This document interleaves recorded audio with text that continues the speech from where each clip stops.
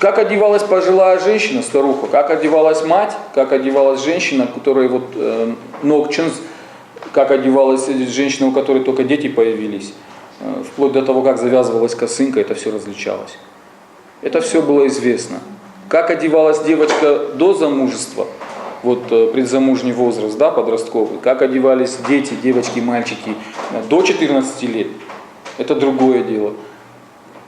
Это все различалось. И если мы сейчас будем говорить о том, что сегодня у нас, например, девочки не воспринимают, кроме как свадебное платье, кроме как то платье, в котором танцуют чинды или хонга. Причем те платья, которые сейчас свадебные шьют. Насчет халата. Халат одевался после замужества или до замужества тоже? Сейчас объясню. Прикол, вот Заур правильно говорит. То платье, которое мы называем рашгом каба, халат, да, вот это. А есть еще рашкат каба. Оно платье с вырезом на груди. Тоже подпоясывалось поясом, но оно просто с вырезом спереди. А есть платье, которое полностью с вырезом. Даже?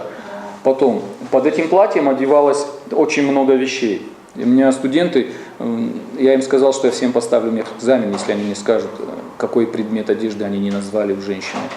И не так и не назвали. Я даже предложил бы свою зарплату, говорю, что лишь бы это самое. Штаны они не назвали. Да. Шаровары — это вообще неотъемлемая часть женской одежды. Абсолютно. В любом возрасте штаны. Да. Да. Они даже в танцы одевают. Ну да, но в разном возрасте по-разному это все выглядит, понимаешь? Если, например, в 14-15 лет девушка может выйти в шароварах, в чувяках и в кафтанчике, даже без косынки, с двумя косичками, то уже в предзамужнем возрасте, когда она готовится к замужеству, она и без косынки не выходит, и старается одежду носить пониже, по статусу. Шаровары бывают видны, но не так сильно, как в подростковом возрасте. Потом женщина, которая уже в семье, ее штаны просто не должны быть видны. Старуха, пожилая женщина, тем более. Такие моменты очень жестко регулировались, и это нормальные вещи, обычные вещи были. Причем, если мы сейчас, у нас, конечно, климат поменялся в городе, да, и мы с ума сходим от этой жары, то я могу вам сказать, я видел девушку, которая одета была, вот современная одежда, но она была так одета, короче, я просто был в шоке, как она догадалась вообще так одеться правильно. Она была в босоножках, на вот таком каблучке, в шароварах льняных, у нее льняной кафтанчик был, и сверху халат с коротким рукавом льняной. И у нее была сумочка на шнурке каком-то красивом таком. Ну вот это средневековая одежда повседневной девушки вообще. И главное не жарко. Да. И главное, она легко одета была. Прям вот ткани все легкие, прям видно. И очень сильно напоминал набор, вот, который мы делали.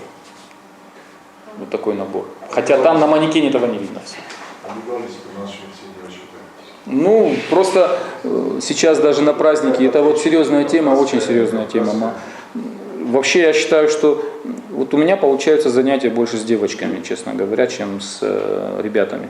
Потому что как-то, я привык на них акцента больше делать, я считаю, что все-таки они детей воспитывают больше в современном обществе, чем мужчины.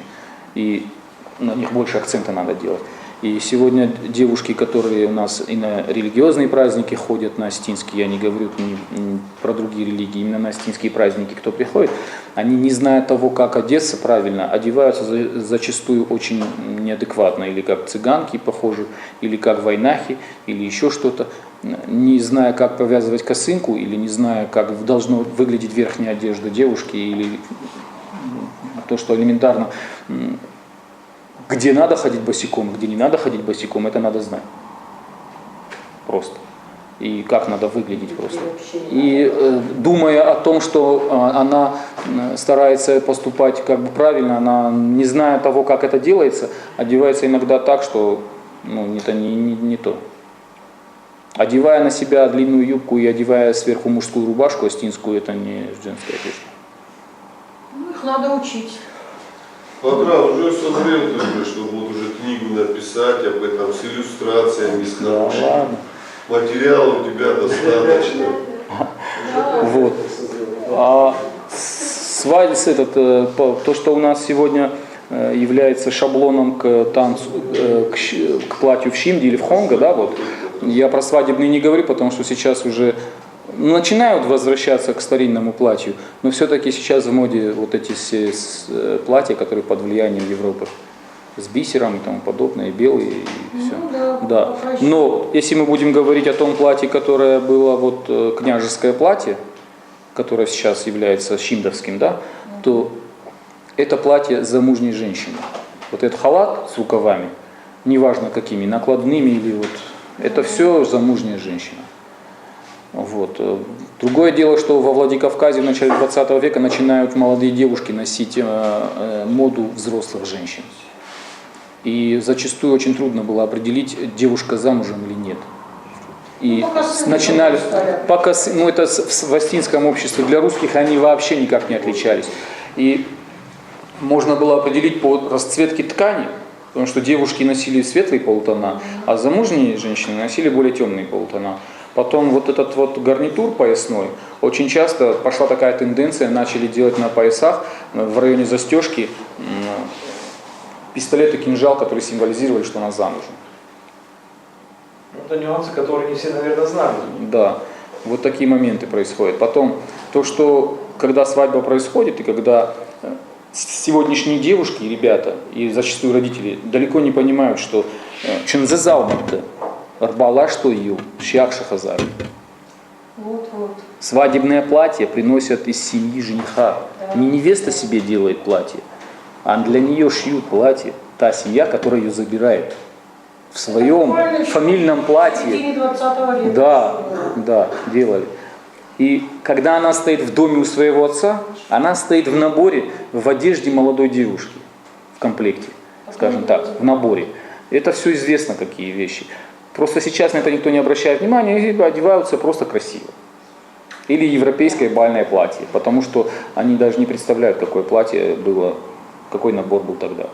Вот. И когда уже ее переодевают, то ее одевают в платье замужней женщины. Весь этот набор, там, начиная от штанов, там, обуви, там, и мидаках каба, и кафтан курат до колена, бархатный по статусу, золотом вышитый, который застегивается спереди, в нагруднике, вот эти нагрудные застежки, которые эволюционировали из тканевых вот этих полосочки с пуговичками, они эволюционировали в серебряные. Вот. Потом, когда спрашивают, сколько штук их должно быть, столько, сколько поместится. Они вплотную пришивались. Они, чем если позволял статус, то они их пришивали вплотную. Вот в женском костюме. Из наших этнографов, кто нам скажет из наших этнографов, что обозначает этот, как его, пояс? Женский пояс, камаривон. Камаривон это по-грузински название. Полностью имеется в виду металлический пояс, цельный металлический пояс, это интерпретация такая. Но вот чензерон, шелгой-маджерон, цельнометаллический, неважно, вот свадебный пояс, который приносится в дом, чтобы одеть на невесту. Что он символизирует? Существуют разные. Вот эта вот пряжка защищает от... это можно же придумать. А главное, это как бы своеобразный водораздел. Когда в Саубахиже, когда в семье не остается мужчины в фамилии, самый яркий ритуал какой? Рахуш. Шелгой маг яхил рахуширкана. Я ж на шее. И выходит из дома вслед за траурной процессией. Вот на нее одевают надочажную цепь. Она хозяйка этого очага, куда ее ведут. Это одинаково, у нее пряжки с двух сторон одинаковые. Это та же самая надочажная цепь, те же самые звенья. Она ее хранитель, она ее хозяйка. А вот уже там защищает, не защищает, конечно защищает. Конечно защищает. Разговора нет, да. И еще принято считать, что это разделяет мать, богиня-мать, Да. форма, вот для орнамента форма богини-матери. Три зоны мироздания символизируют. Верхняя зона обитания там высших сил. Потом вот это современная научная интерпретация. Да. Вот ваша бабушка как бы это интерпретировала? Надо же думать так, как они думали. Ну, у нас Тогда с этнос ней сохранится. не разговаривала. Она Вот. меня учила. Тогда этнос сохраняется. А если мы будем придумывать новые какие-то учения какие-то и забывать о том, как они раньше думали, то у нас совсем по-другому будет получаться. Да, похоже. Вот то же самое, что и... Ну, это тоже мнение не мое. Это Да, мнение я понимаю, я же говорю. Да, это современные. современные ученые, которые далеко-далеко оторвались от земли. Они высоко летают. Ну, У нас же если сейчас он- обосновывают, что черкеска это не осетинский костюм. Некоторые ученые. Как его можно такие вещи говорить, если, например, в склепах она есть, черкеска, а у адыгских народов она появляется в середине 19 века. Сейчас в Нагиле опять тоже раскопали под этим. Да, Это бронзовый век. Да. Под чьим-то домом. Нет, Это бронзовый век. под дорогой. В общем, большая часть кургана там Санаторий. Кубарышиха, я там наведа. Там вот именно пригорок, а потом он сперва в огороде что-то начал, и несколько лет вот возле дороги был. Курган Вот так бронзовый активно он начал. Курган участвовать. бронзовый век. 4000 лет назад. Да. Вот, и эти все вещи, вот если мы возьмем, например, косынку женскую. Вот женская косынка шелковая, да, то, что делали сеточкой, она тоже по-разному завязывается, правильно же? Она и докидывается, там перевязывается, узелки по-разному делаются. Потом есть разные завязывания волос, скрытие волос. Есть косынка, которая одевается на волосы и завязывается сзади, есть косынка, которая спереди завязывается, есть косынка, которая завязывается поверх такого своеобразного чулка, который закрывает косичку свернутую сзади, потом сверху косынка, которая спереди завязывается, а потом сверху одевается еще одна косынка, которая сетка. Это замужние женщины так носили. Такие моменты есть, да? Потом одно дело девочка молодая, а другое дело девушка, которая вышла замуж. Да, и если, как говорится, если она могла себе позволить там прыгнуть на коня и поскакать еще 2 года назад, то сейчас уже это ей будет как бы чуть неприлично делать при мужчинах. Вот. Такие моменты есть. Это то же самое. И вот если мы возьмем косынку, то вот тот ритуал, который мы называем хожиша, какую косынку снимают с невесты? Это сейчас фату перекидывают назад. А ведь раньше за ней подружки становились, чтобы на них сбросили косынку, которая на ней. Чтобы она их коснулась. Чтобы она их не просто коснулась, а на кого она упадет, у того она остается, и по преданию она выйдет замуж, по поверью. Типа букета вот этого. Да. Так вот, а что тогда остается на невесте? Косынка. Какая? Все вот. Ну, верхняя сверху. Вот это ключевой ответ.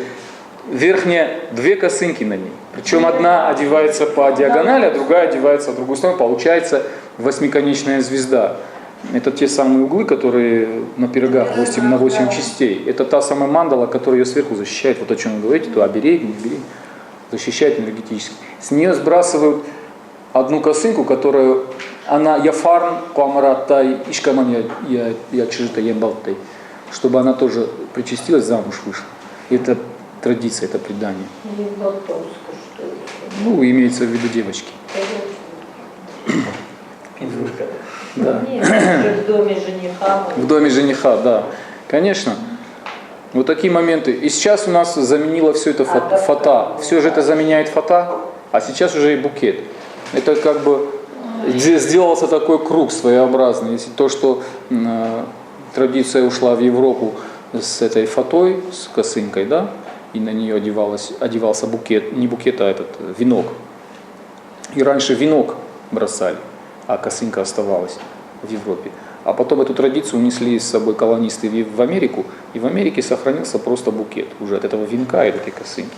И вернулся к нам круг, сделав обратно. Я не говорю, что мы такие гениальные, придумали такие большие ритуалы, но это все традиции, которые, как сказать, модифицируются, изменяются. И мы, получается, что берем чужую традицию в итоге, имея при себе очень хорошую, красивую На традицию. самом деле это Опять не же, так, всё не так обратно. смешно, на самом деле. Ну это, да, я и это говорю, раньше что- работало. Работала, да. И сейчас происходит совсем другая тема. Например, вот смотрите, это для осетинского В общества искаженном виде. это смешно. Даже ролики появляются в интернете, когда невеста бросает букет. Никогда не видели? Махадаг Юхудага Амар там. Сидит народ в ресторане. Выходит невеста, объявляют, что она сейчас будет кидать букет. И из всего зала подскакивают все девочки, которые хотят замуж. Жарондой молодой, все бегут, и старухи бегут, которые замуж хотят поймать букет, понимаете? И в астинском обществе, ой, худенько. Батя, хорошо, если только девушки, женщины всех мастей, мужчины бегут. Мужчины не то. Есть ролик, вот сейчас в интернете есть ролик такой смешной. Мужчина стоит, и вот бассейн, ресторан, бассейн, и мужчина поворачивается назад, пытается бросить букет, а с той стороны собираются его друзья. И вот он бросает букет, и они успевают разбежаться, чтобы ни в кого не попал. Ну такой пародийный. Ну, вот такая ситуация в астийском обществе была бы не столько смешная, сколько дишак. Если поэма Коста Хитагурова «Фатима» была «Дишак», это бестселлер был, такая ситуация, что произошло вот в этом сюжете, для астийского общества это было, короче, вот, в общем, из ряда вон выходящее, поэтому приобрело такую популярность. То вот такая ситуация, это вообще умопомрачительная ситуация. То же самое, что и с кражей невесты. То, что, например, для осетин было стыдно, сейчас это самое модное. Единственный народ на Кавказе, который невест не воровал. Худень-нагудень. Просто. Теперь только у нас и воруют. А вот только теперь у нас круче всех воруют. И об асфальт бьют, и что только не делают. Это ладно. Они изощряются, уже скоро с вертолета воровать будут. Такие моменты. Кстати, неизвестно. Она нормально все, да. Сотрясений не было. Не, ну правда, она хорошая девочка и пацан хороший. Просто это вот веяние моды, я не И на знаю. нее жестко уронились. Ну, там уже, да, фордишаги майнсак, вот так и надо. Ее прямо вот книгу. Раньше такие вещи сопровождались очень жестокими последствиями. И у меня даже есть известные моменты, и фамилии там происходили какие-то сложные ситуации. Но это все было уже в 20 веке происходило. И опять же женский костюм, да, вот у нас, скажем, я заметил, одно время было очень модно в танце выходить на вот этих вот подставочках таких вот, как деревянные. Ну, то сейчас в Кабарде пляж. Это была традиция, которая к нам попала оттуда, на самом деле. И она присутствовала у дегорских поделят, и то у одной семьи.